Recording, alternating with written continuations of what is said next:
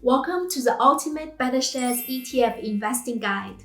In this video, I'll walk you through 7 of the most popular BetaShares ETFs for DIY investors in Australia, breaking down key details like investment objectives, fees, performance, distributions, top holdings, and more, so you can decide which ones, if any, actually make sense for your own portfolio. There are heaps of ETFs out there, but today we are focusing purely on BetaShares, one of the most trusted names for Aussie investors. Let's get straight into it. The first ETF on our list is A200, which is the BetaShares Australia 200 ETF. The best place to start researching an ETF is the fund issuer's website. It's usually where you find the most accurate and up-to-date information about the fund. The fund objective tells you what the ETF is trying to achieve, and it's a high-level strategy.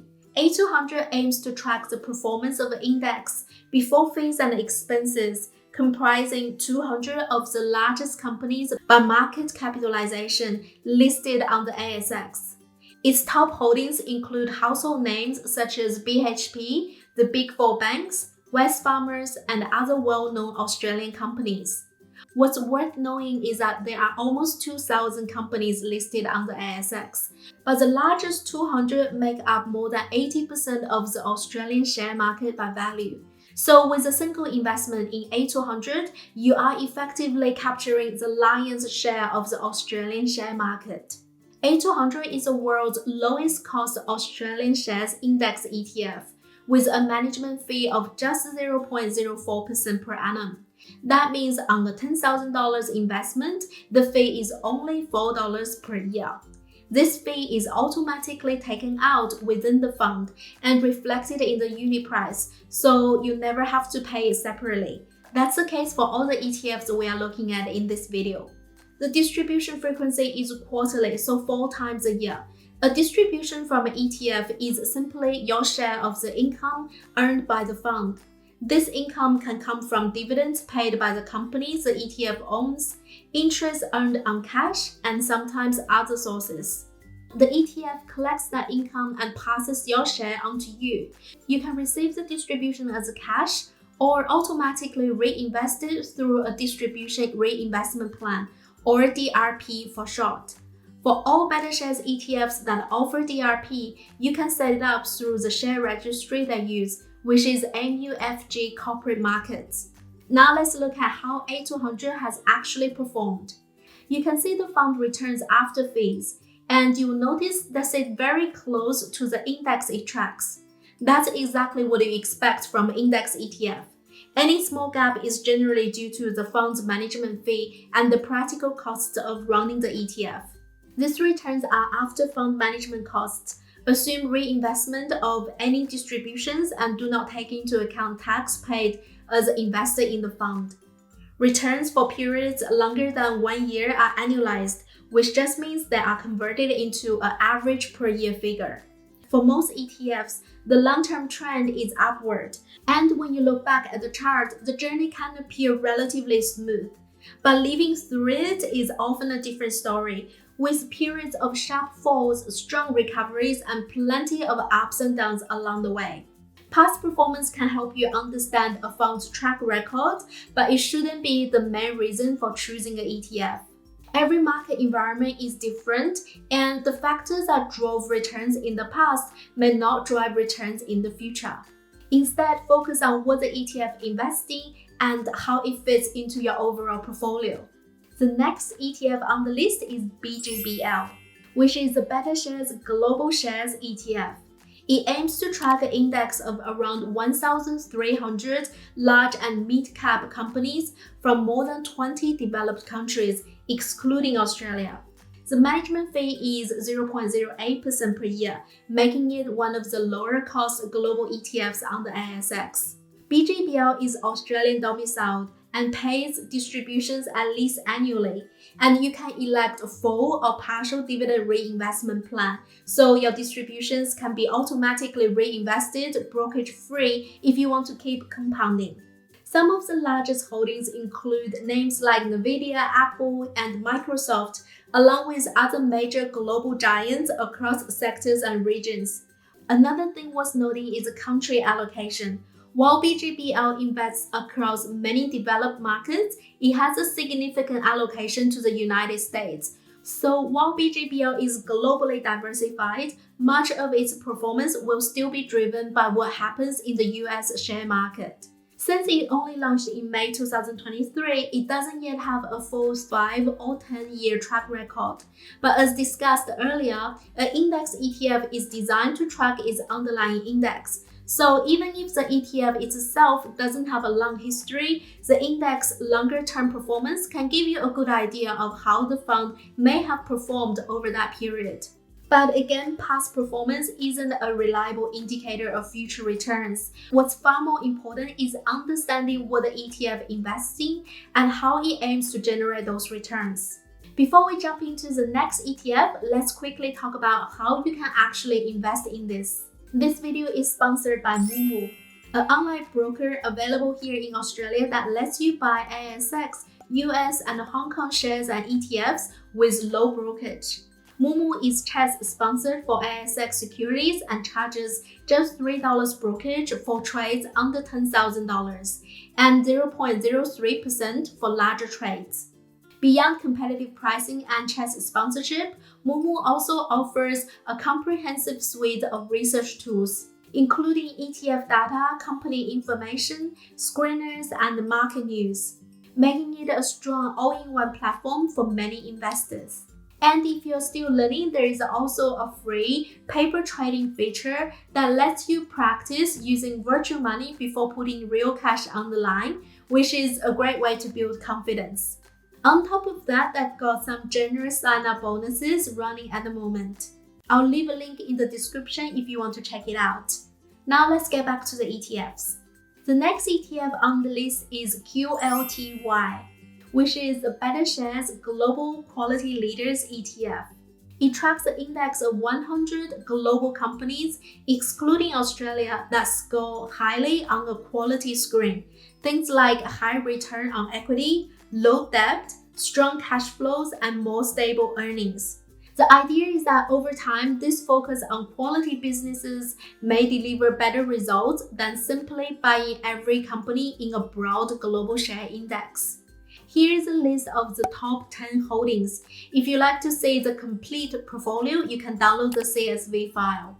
QLTY has much heavier exposure to technology, industrial, and healthcare companies, while having very little exposure to resources and energy. Geographically, the fund is still heavily tilted towards the United States, which makes up around 71% of the portfolio, although it also provides meaningful exposure to Japan and other developed countries. This combination gives investors diversification away from both the sector and country concentrations commonly found in the Australian share market. The management fee is 0.35% per annum, so that's about $35 a year for every $10,000 invested. QLTY is Australian domiciled, pays distributions twice a year, and offers a full or partial dividend reinvestment plan.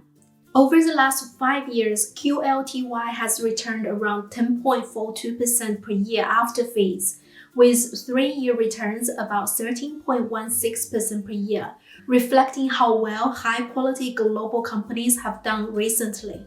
What's interesting is that you can see 2 index columns here. One is QLTY's own quality index, which is the benchmark it tries to track.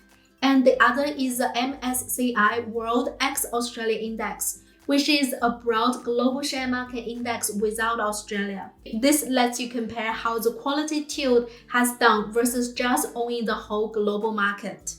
The next ETF on the list is NDQ, which is the Betashares Nasdaq 100 ETF. It gives you exposure to 100 of the largest non-financial companies listed on the Nasdaq in the US. So it's a simple way to own many companies that are at the forefront of the new economy in one trade. Think the Magnificent Seven plus other giants across technology, communications, and consumer sectors. The ongoing fee is 0.48% per year.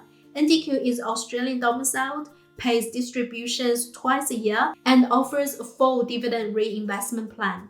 Over the last 3 years, NDQ has returned about 24% per year after fees and about 21% per year over 10 years, all well above typical broad global share market returns over the same period, which reflects just how strongly US tech and growth companies have performed in recent years. NDQ is not a currency-hedged ETF, which means your returns are influenced by both the performance of the Nasdaq 100 and movement in the Aussie dollars against the US dollar.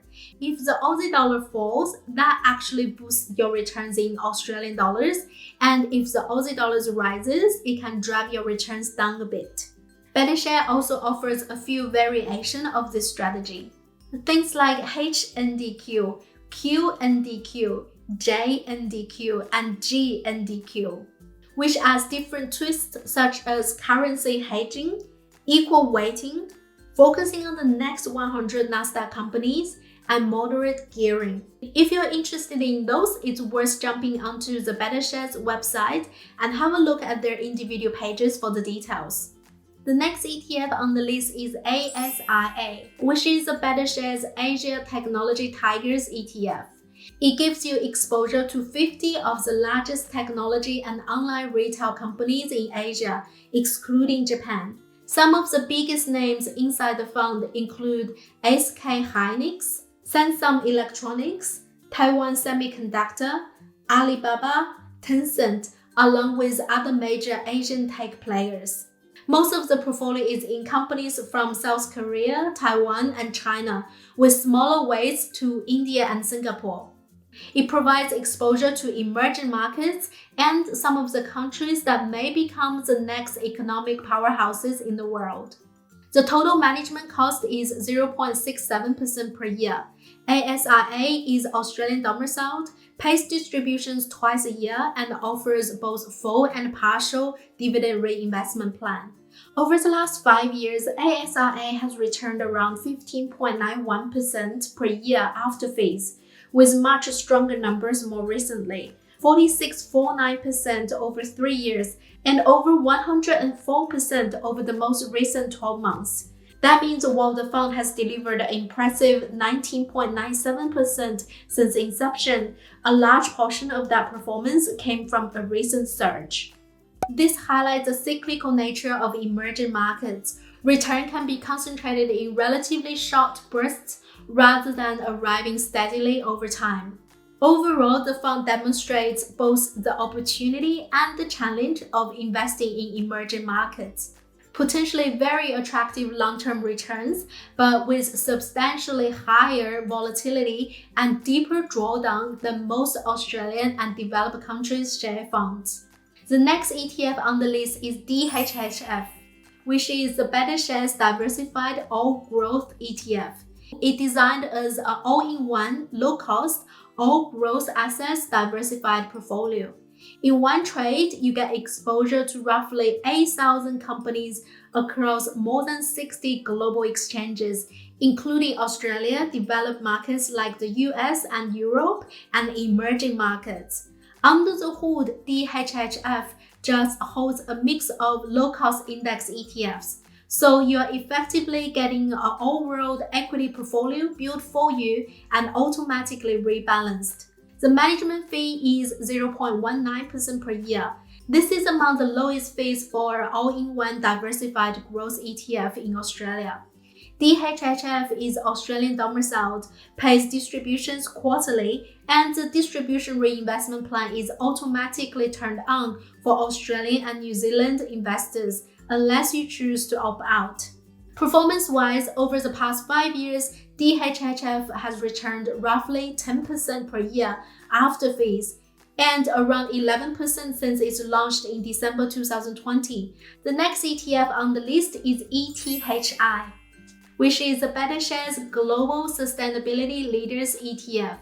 It gives you exposure to a portfolio of large global companies that are considered climate leaders and exclude companies with direct or significant exposure to fossil fuels or engage in activities deemed inconsistent with responsible investment considerations. ETHI currently holds around 200 companies from developed markets like the US, Japan, Europe, and other regions, with almost all of the portfolio in international shares and virtually no Australian equities.